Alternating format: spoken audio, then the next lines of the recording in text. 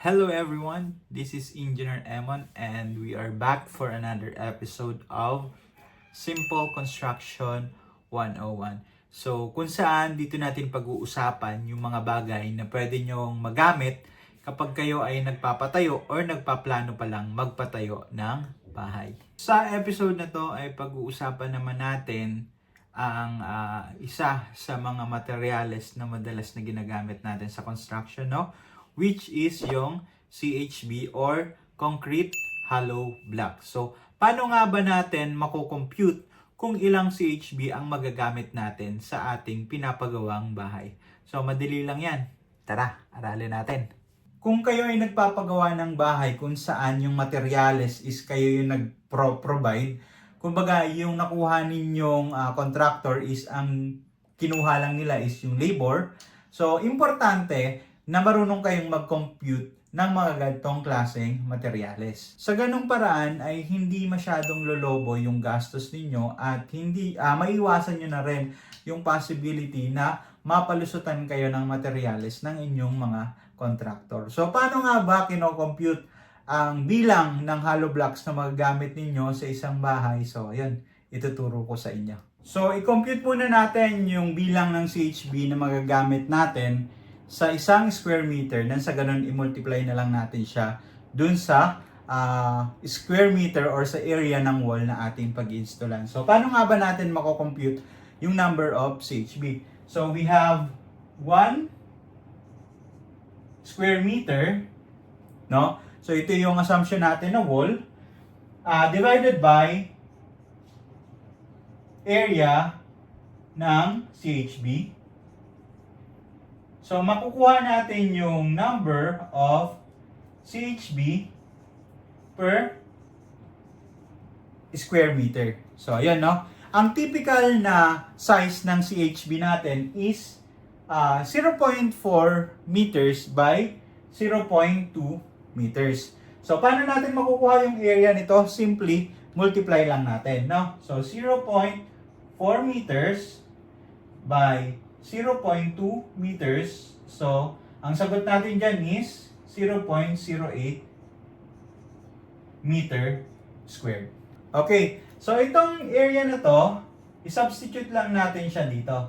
So, 1 meter squared divided by 0.08 meter squared.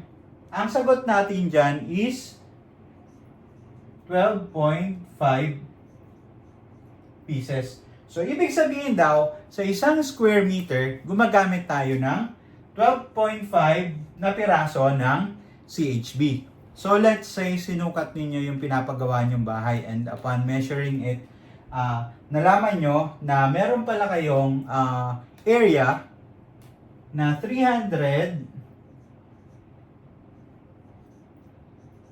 square meters ng wall na pag-installan ninyo ng CHB. Ang gagawin natin dito para malaman nyo yung bilang ng CHB na inyong gagamitin is i-multiply lang natin itong 300 square meter nyo by 12.5 pieces ng CHB per SQM.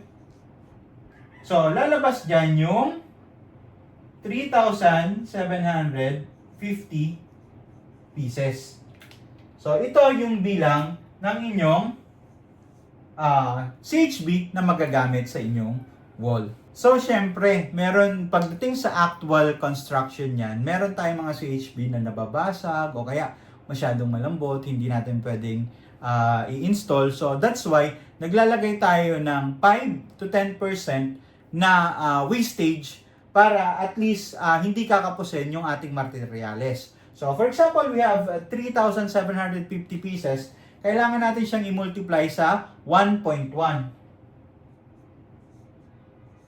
So, dito, nag-consider tayo ng 10% na wastage. Kaya, ang pinakang magiging total number of CHB na magagamit natin sa 300 square meter na wall is 4,125 pieces. So, ito guys, itong 4,125 pieces na to, ibig sabihin, ini-expect na natin Now, with this quantity, dapat tapos na yung wall mo kasi kasama na dyan yung kinonsider mong wastage. Ngayon, kung halimbawa, nag-provide ka na 4,125, nagre-request pa rin ang iyong contractor ng additional 2,000 CHB. So, pag ganon, kabahan ka na. Baka kasi mamaya, pinapalusot na lang nila yung materyales. So, ayun guys, yung mga ganitong kasimpleng bagay, actually, madali lang naman talaga siyang sundan. Pero malaking tulong siya, lalo na pag imo-monitor ninyo yung project na pinapagawa ninyo or yung bahay na pinapagawa ninyo. Especially kung ang contractor ninyo is ang pinoprovide lang nila is yung labor. Kumbaga kayo yung nagpo-provide ng material. So, kailangan nating i-check yung quantity or yung mga materyales na magagamit lang nila talaga para dun sa pagpapatayo ng inyong bahay.